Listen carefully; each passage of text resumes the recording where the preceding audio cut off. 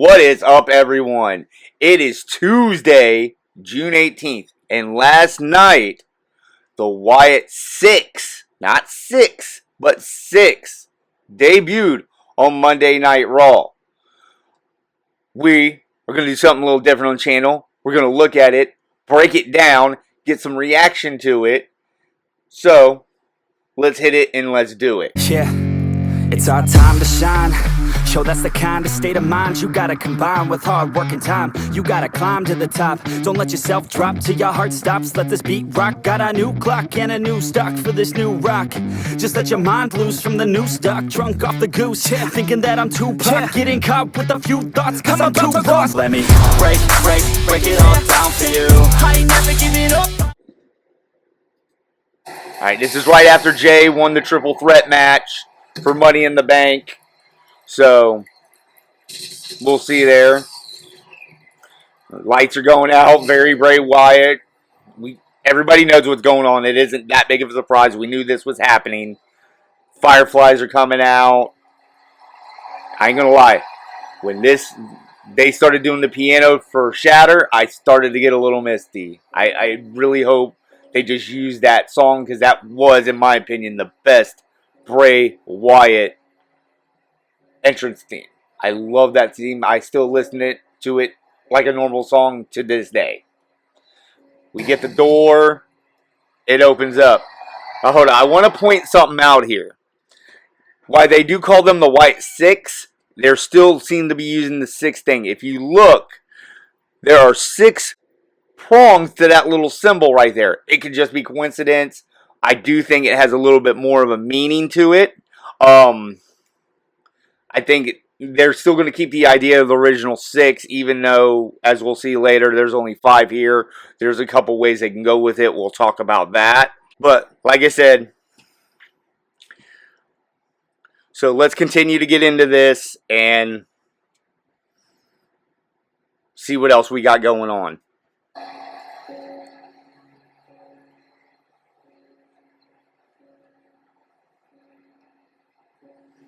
Lights go dark again.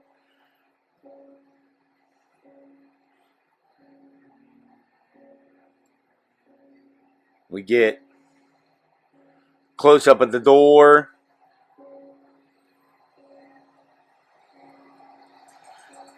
I like this. This very much reminds me of The Ring. This is Nikki Cross, obviously. I mean, the rumors were out there. They weren't really anything false. We were all there. You know, they didn't do a really good job of keeping this secret. If it would have been a way bigger thing, but obviously that's Nikki Cross. You can tell by her body style, her hair. That's easily Nikki Cross.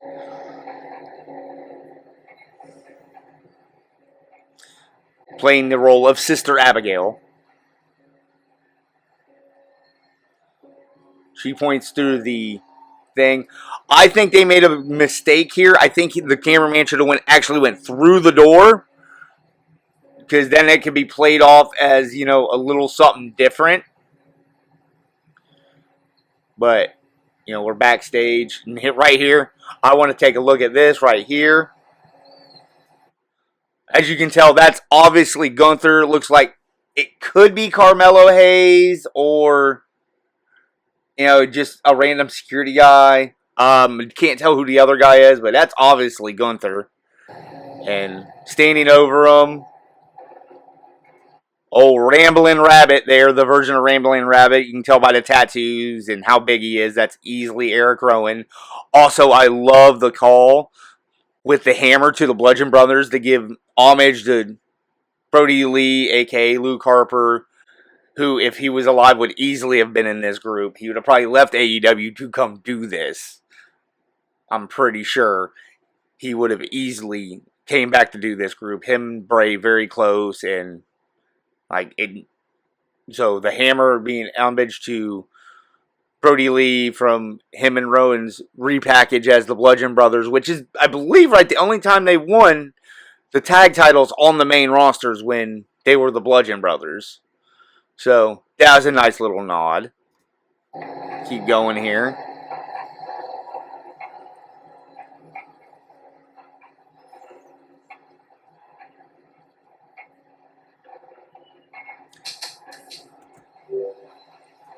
Now, what I want to point out here is, and I've seen a few reaction videos, nobody points it out here.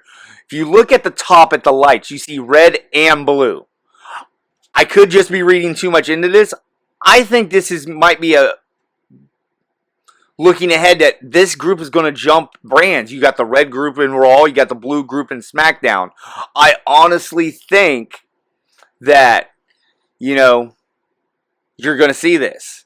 I think they're going to be brand jumpers. So, I mean, I'm really excited to see if they show up on SmackDown this Friday. Heck, I'd love them to show up on NXT tonight if you're watching this before NXT hits. So, but looks like they have absolutely massacred Gorilla. So let's keep going. It's really hard to tell some people. This, I've seen a lot of people say could be Dom, which plays into if that was Carmelo, and obviously Gunther. If you look around and see some stuff that does kind of play. They do have an obvious connection if it is all them, and we'll get into that in a little bit. But a lot of people saying that's Dom. It's very hard to tell. I don't know. Dom has a lot of tattoos on his arms. I do not see those, so I don't think that could be Dom, but don't take my word for it. You see, like a lot of people here, you can't tell. I mean, that looks like Braun a little bit, but who knows? Like, that guy, I don't even, he's done. Oh, and right here you got, this is going to be Mercy to Buzzard in the Buzzard match. You can tell by his physique and his tattoos, that's obviously Dexter Lumis. What I want to point to is up here in the left-hand corner, you see that monitor. Let's see if I can get a good shot of it. Right there.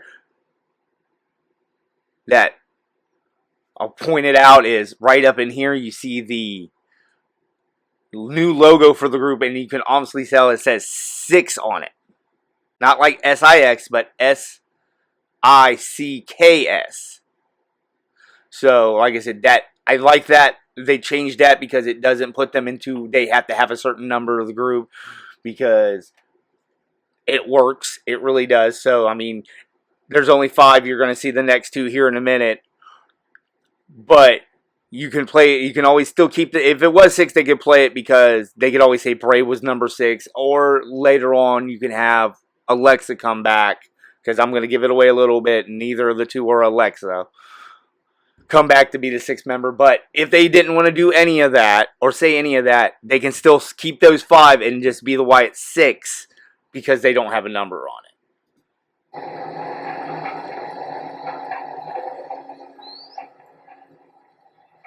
I really wish I'd have seen Triple H in here, though. Here we go. We got Huskus the Pig Boy here, a little darker version of him. That's obviously Joe Gacy. That's awesome. And just, what did they do? Let's get over here a little bit.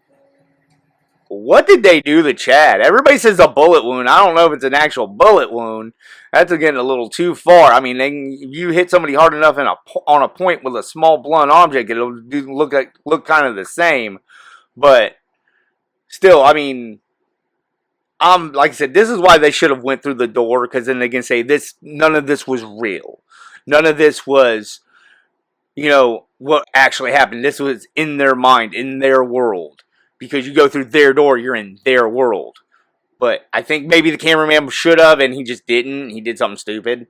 But I think that should have been the play. He should have actually went through the doorway and not around it. And then that's an easy say-off to say, hey, you're through their door. You're in through the looking glass. Just like on the Firefly Funhouse, Cena went through that door, and chaos was everywhere. But, yeah, that's obviously, there's no doubt about it, Chad Gable. And again, if that's Dom and Carmelo and Gunther, all have, and even if that's Braun back there, like I said, I don't really think it is, but it could be, is Braun, they all do have a connection together.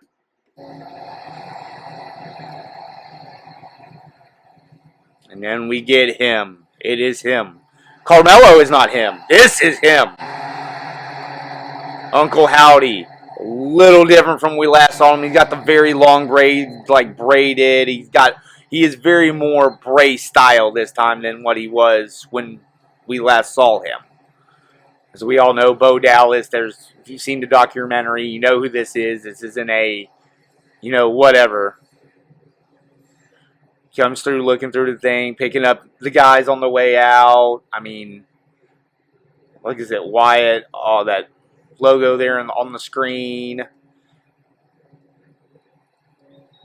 All the while, they're not going past a single piano tune on Bray's Shatter. I really wish they would have went full blown on it.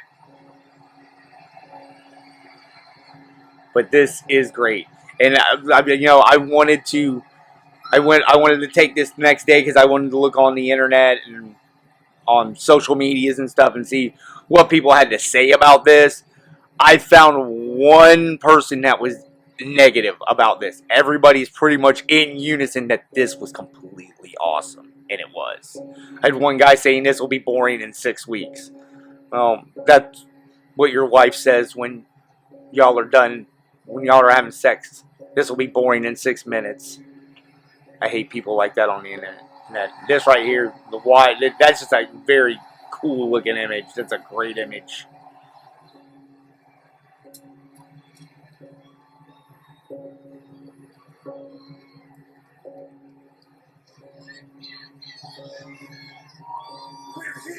Just like Bray would. Oh, awesome.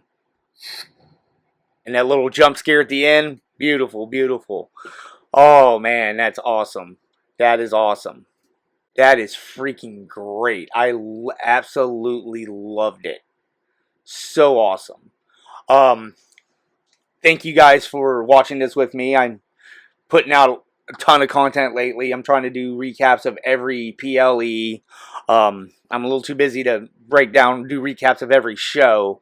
I'm also working on a couple lists. I'm still working on fantasy booking for SummerSlam. So if you ain't watched the one we do have up, watch that. I think it's really cool because it's kind of almost prediction at this point. I know I'm a little bit off on it, but I kind of called it. I give a little bit of a spoiler to it. I have Solo going for the title against Cody at SummerSlam. I'm not going to spoil what happens, but that's the main event, and I kind of put it together the way they did at Clash at the Castle, except for I had it doing it on Raw instead of at Clash at the Castle. So, but anyways, thanks for watching. Remember to like, share, subscribe, hit the notification button, drop comments down below. What did you think of this debut? Did it live up to your expectations? Where do you think this goes from here? A lot of places it could. As always, thank you for watching, and we will see you soon. Watch out, 'cause I'm here now and I'm staying.